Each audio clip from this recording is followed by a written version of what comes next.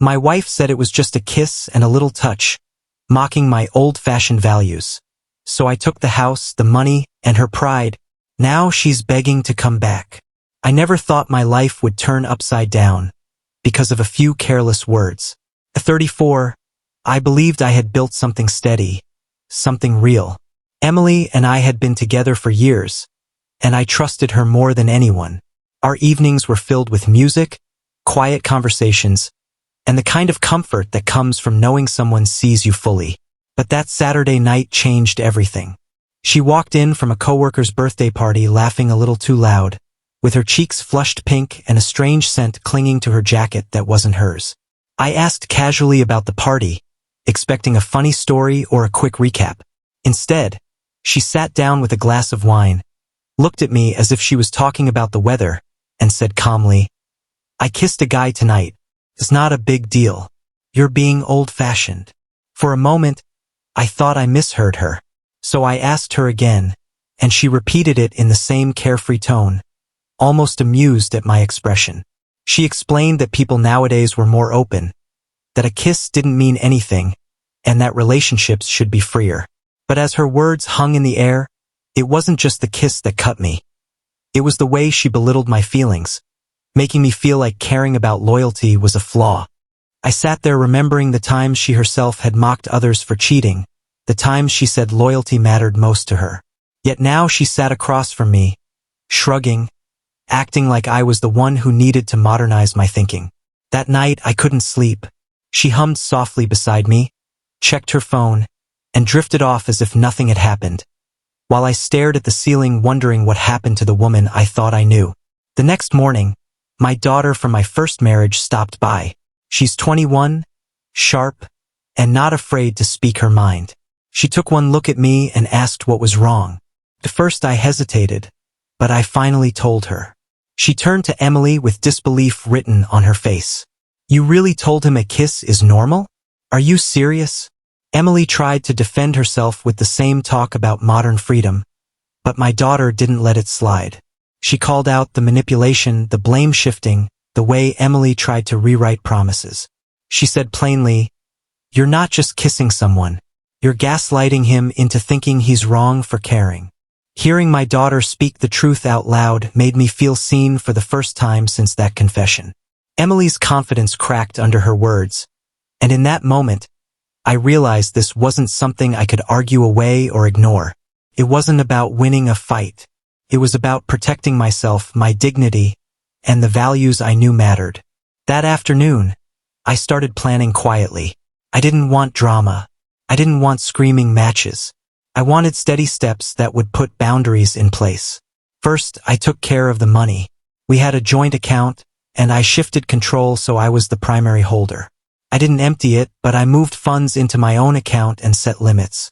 When Emily noticed her card decline the next morning, she asked what was wrong, and I told her calmly, "We're just tightening things until we figure out where this is going."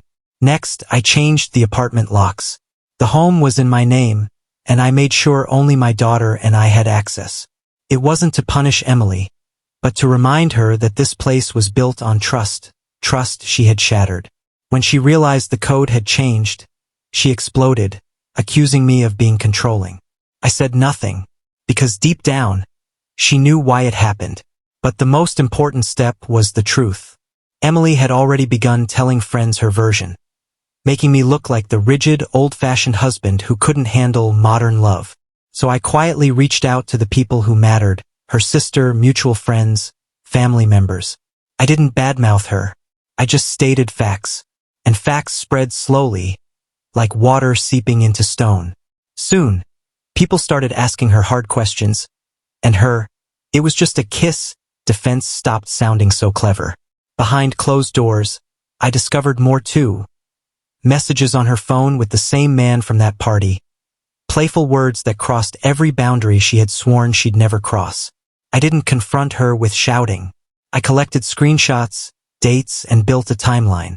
And with that evidence, I took the next step, filing a formal complaint that would force accountability where charm couldn't protect her. For the first time since that night, I felt calm. This wasn't revenge. This was me reclaiming my dignity. After that, Everything between us changed. Emily tried to pretend life was normal, but the cracks were too obvious. At night she would ask why I was acting distant, why I was exaggerating something so small. I didn't argue. I just stayed silent, letting her sit in the space she had created. It was strange, but silence spoke louder than any shouting could. Neighbors noticed the shift, friends did too, and slowly Emily's reputation, something she had always protected fiercely, began to slip. She couldn't control the story anymore. She couldn't gaslight everyone. She couldn't rewrite the rules to suit herself.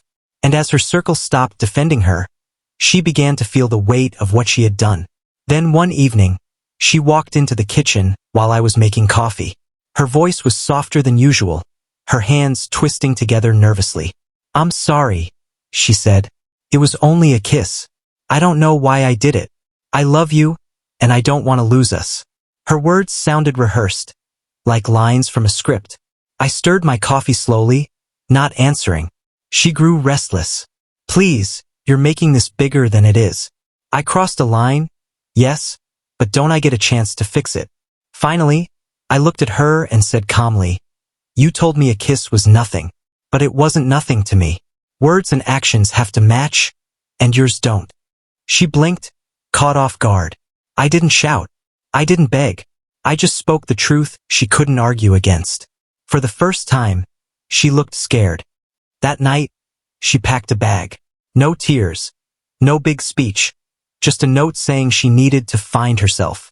She framed it as independence, as courage. But to me, it wasn't brave. It was running away from the consequences of her choices. The house fell quiet, but it was a different kind of quiet this time. Not heavy or suffocating, just space to breathe. And for the first time since her confession, I felt steady again. The weeks that followed were peaceful. I focused on my daughter, on building routines that were mine alone.